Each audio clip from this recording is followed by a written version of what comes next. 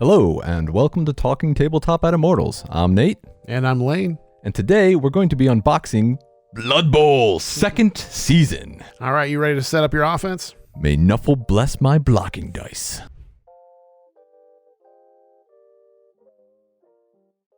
So, Lane, Blood Bowl 2nd Season. So let's get into this, shall we? All right. Before we actually open up the box, we'll just give a little bit of background for those who do not know anything about this game whatsoever. Blood Bowl has been around for a long time and has had a few iterations over that time. I think it was first released in like 1986. And it's definitely a game that has a huge following. People who are very dedicated to playing Blood Bowl. And it's because it's one of those games that just stands the test of time because it's so good.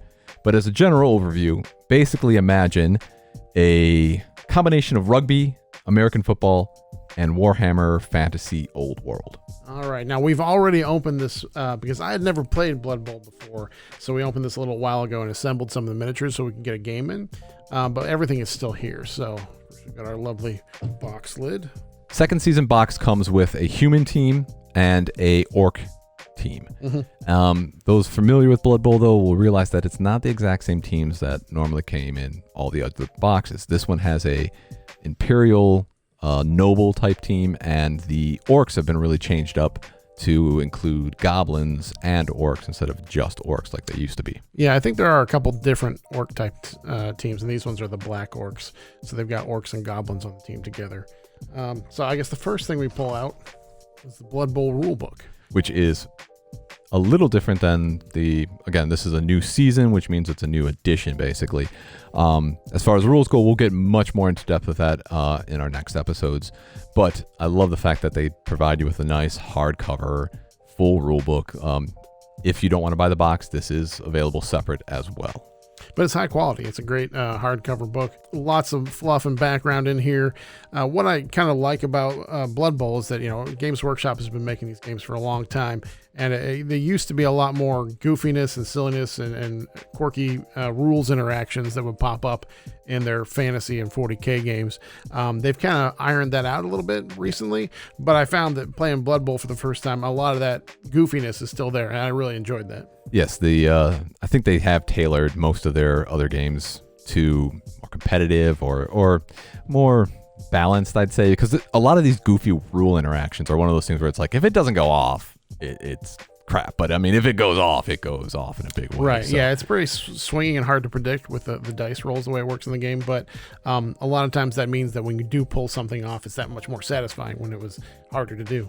And another thing about Blood Bowl, which is great, is it is the best like beer and pretzels type of game. Like, you have people who do take the game very seriously, but on the whole, it's just fun to just sit back and just play an enjoyable strategy game that has more to it than like Stratego or something like that. And of course the hobby aspect of it as well, which we'll get into now with these amazing miniatures. Sure. All right. We've got some assembly instructions, so you're not on your own when it comes to putting the models together. What I was surprised to see when I opened this was that it gives you a lot of models, plus some kind of, there's referees in here, there's special star players, some things I wasn't really familiar with, but I really felt like when I was opening this that we were getting a lot of value here, because it's not just the bare necessities. It adds a few things in that give you a little more, more character, more flavor, more fun. They give you quite a diverse range in this, actually. Like, they do include 2 star players, one for the human team, one for the orc team. They also, I believe, they include a big guy for the orcs. A troll is in this, is it not? Yeah, there is a troll. I didn't put him together yet, but he's included, and he has the ability to throw goblins up the field, which I was delighted by. Which is very swingy, but very fun to do. So the orcs themselves have changed a little bit. Again, we'll get more into that when we get to the rules aspect of it. But overall, the miniatures themselves look awesome. Like, it's not just like orcs with some weird armor that looks like football pads. Like, they really put some personality behind all these minis. And the star player looks fantastic. He's got like a cool spike coming off the side that has an impaled person on it. I mean, it looks really cool. Yeah, it's not just detail, but it's got a lot of character to it. And it's got a lot of personality.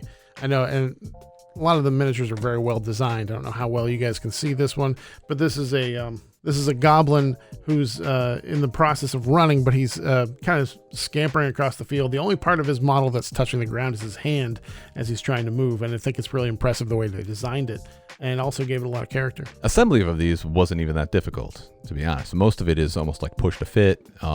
So putting these together doesn't take a huge amount of messing around with the sprue itself. On here we have the Dwarf and Elf Referees. There are, at least not that I've seen, any real special rules to having these. It's more like just having some cool miniatures. I think it's kind of like one of those things where it's like, hey, you bought the box, so you get something kind of cool. And then you have the unassembled sprue of the Bogenhofen Barons, I believe they're called, and Ogre big guy star player. So all in all, you have plenty of models to actually choose a team from, not just here's two teams that are bare bones. That you can actually out of the box be like, oh, I want to add, like an ogre, or I want to add a troll or something like that, without having to spend the extra money to actually buy those extra sprues. As far as the orc models go, there's 14 models, I think, here, and you only need 10, or the most you can have on the field at one time is 10. So they actually give you some variety, so you can kind of pick and choose a little bit. In addition to the rules, they've got a couple of cheat sheets here that make it easier when you're playing for the first time or second time or third time where you're just getting into it. And it has the basic rules on it. It kind of helps you remember the key points. Obviously, you need the full rules to play the game, but these kind of make it easier for you just to remind you of the sequence of events and the important dice rolls. And it stops you from digging into a big rule book every single time for the most basic of stuff, which cheat sheets are always appreciated. Yeah, I always find that I miss those when they don't include them in the game. Now we get into the blocking dice. All right, some dice. I don't know how well you can see these, but the kit comes with a variety of dice. You have your 3 blocking dice, 2 6-sided dice with the Blood Bowl logo on them.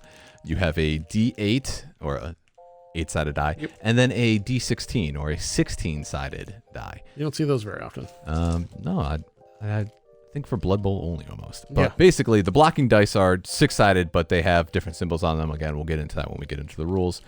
They are the most commonly used dice. The 6-sided dice are also used throughout the game. The D8 and the D16 only come in for a couple of special occasions, normally at the end of games. 2 sets of dice. We have measuring gubbins. You have the pass measuring gubbin, which actually has to be connected together, depending on how far you throw the ball, has different modifiers.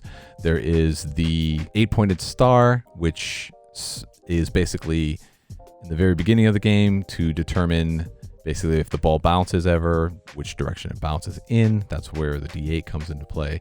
And then you have a smaller one, which is a sideline type of throwback in, or there are some units that use it, but it's basically a 6 or 3-point star on it. Or is it 4? Yeah, there's 3 different directions that you go from the and sideline. It's the same thing as the 8-pointed star, but just in a more directed way. I think one of the fun things about this game is that if you've ever seen a real football take a stray bounce, because it's not shaped like a round ball, because of the shape of it can go all over the place. It can kind of lose control. That's one of the nice things about this game, is it emulates that a little bit. Whenever the ball does get loose, it bounces randomly. It doesn't just go in a straight line.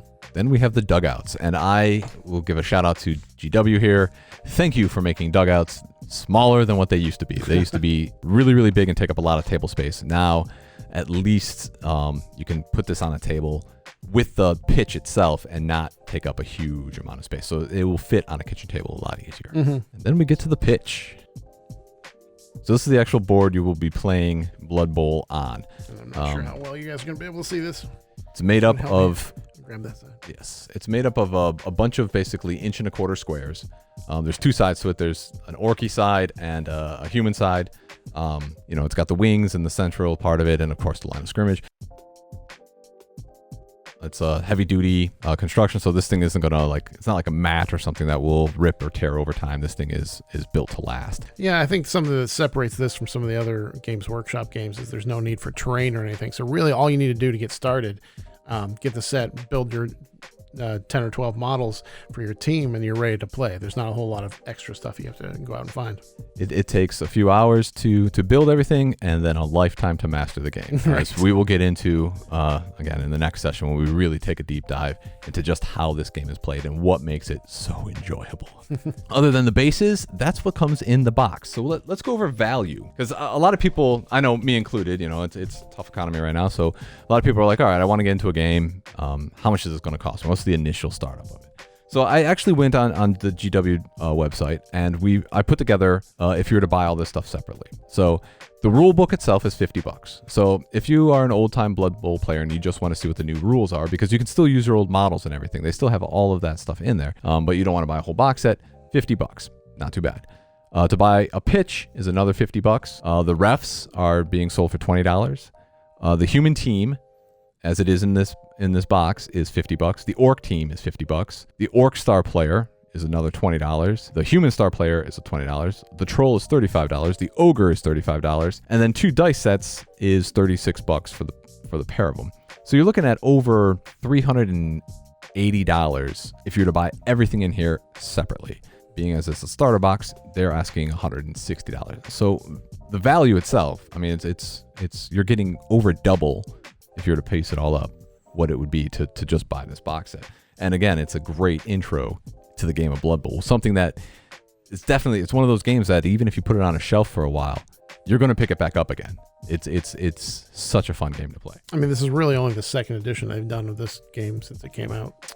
Almost 30 years ago? Yeah, well, 30 years ago, and then they re-released it in, I believe it was 2016. But I'll put it this way. Any game that has not been supported for over, let's say, I think they stopped doing anything with it like in the 90s almost. Like, it wasn't supported for 2 decades. And there are still people that play in leagues over those 2 and formed house rules and other stuff that they've incorporated. So, I mean, it has a following because it's just such a good game. When they put out this second edition, they've cleaned up some stuff that needed to be cleaned up, in my opinion. But again, we'll get into that in the next session. Until then, I want to thank Immortals Inc. because this brand new studio is fantastic. I love it. Again, if you want to come down, you can pick up anything Blood Bowl related down here at the dungeon in Rocky River, at Immortals Inc. down in the basement in Rocky River. And as always, if you have any questions for Lane or I, we are always checking the Discord for Immortals Inc., talking tabletop. Other than that, see you next time. All right, have a good one.